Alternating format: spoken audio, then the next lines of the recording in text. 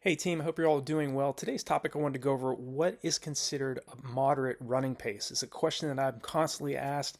I've asked myself earlier in my career when I was first starting out in the sport of middle to long distance running. And moderate running pace, if you're going off of effort, you're going to be running anywhere from around 75 to 84% of your maximum heart rate is right around what moderate effort should feel like. Effort is going to be dependent obviously on your exertion rate and how you're feeling when you're running, but moderate effort should be the type of effort where you're feeling like you can still have a somewhat of a conversation when you're running with another athlete, but not so comfortable that you're like feeling as though you're just sitting on a couch just relaxing with somebody. You're going to feel labored running at moderate effort. And again, it's anywhere from 75 to 84% of your maximum heart rate should be right around moderate effort. So the heart rate zones, as you all know, if you've been watching my videos long enough, I'm a big supporter of heart rate monitor training. And, I use the Garmin 245 myself. Over the years, I've used various versions of the Garmin watches. I know Apple has their own versions as well. But if you're training with a heart rate monitor, you have a much better chance of gauging and ensuring that you're not running too fast on easy days and not running too slow on those faster anaerobic days. But the heart rate zones you want to focus on, and I emphasize this with Dr. Jack Daniels' training and philosophy, which ties into a lot of the philosophy that Jack Hazen which was my collegiate coach, my professional coach when I was running professionally, Lisa Rainsberger, the 1985 Boston Marathon champion, and Dr. Joe Vigil, who's was a mentor of mine and a world-renowned exercise physiologist, one of the world's top distance running coaches. They all focus on right around the same type of mindset in terms of what heart rate you need to be running at each specific intensity. So easy running, you should be running around 65 to 74% of your maximum heart rate. Moderate effort, in terms of this question, what is considered moderate pace for running? Definitely between 75 and 84% of your maximum heart rate is that particular intensity you want to be running at when you're running at moderate effort. Now, the faster anaerobic type efforts, when you're running at your threshold, your anaerobic threshold, it's the point where lactic acid starts to rise more at a higher level. You're going to be running where anaerobic threshold runs are also tempo runs, where we're running anywhere from 85 to 89% of our maximum heart rate. So again, running a longer period of time at your anaerobic threshold is absolutely essential, as well as running easy and moderate efforts. But when you're running at threshold effort and you're running at interval effort, which is anywhere from 95 to 105% of max heart rate, you are recruiting more fast twitch muscle fibers. Those, when you're doing any type of explosive activity, whether that's hill sprints, fartlek workouts, doing very hard interval track workouts like repeat 200s, repeat miles, repeat 800s on the track, those type of efforts are going to help you to improve your body's lactate tolerance. So the reason why running at faster paces more often will make you a better distance runner, better middle distance runner, is because, again, you are training at a much higher heart rate, a higher intensity for a longer period of time over a consistent basis, and also factoring in the importance of jogging on recovery days, making sure you're getting plenty of rest, hydrating before, during, and after your workouts. You're doing all the fundamentals that really will go into maximizing a peak performance.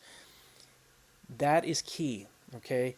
But if you want to run at moderate effort, which you need to be doing each week in your training, focus on, more importantly, even if you don't have a heart rate monitor, always go off of feel, okay? If you're going out and you're running easy and you don't feel like you're really stressing yourself, you're not running 75 to 84% of your maximum heart rate, okay? There's different methods of getting your max heart rate. I know a lot of people, you can find it online too, where they'll say you can get an estimate, a guesstimate of your maximum heart rate by taking your age and subtracting it from 220. Okay, that's one way. Probably the most effective way, which is a little bit more costly, is if you got a VO2 max stress test. And as you see here on the screen, that was me getting tested at the USA Olympic Training Center in Colorado Springs. The gentleman behind me is Dr. Randy Wilbur, who's a world-renowned exercise physiologist. I was very honored to have met him and actually got tested by him. But what they do in that particular test is they will run you at different intensities and prick your finger and test your blood lactate levels at each specific intensity they're running you at. And what they do is they'll run you to exhaustion, and they slowly raise the incline of the treadmill, so that obviously you're running much faster and you're building up much more lactic acid, and to the point where you have to stop, and then they prick your finger again, and then they test your blood lactate levels there.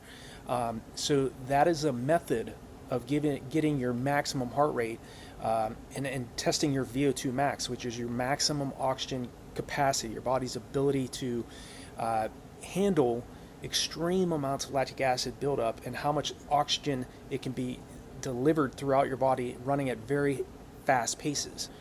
If you're wondering what is considered a moderate pace for running, keep that in mind. 75 to 84% of your maximum heart rate, whatever that max heart rate is. So, and again, focus on quality over quantity, okay? Higher mileage is not a guarantee you're going to run a faster time, regardless of what type of race you're preparing for, whether you're training for the mile or you're training for the marathon.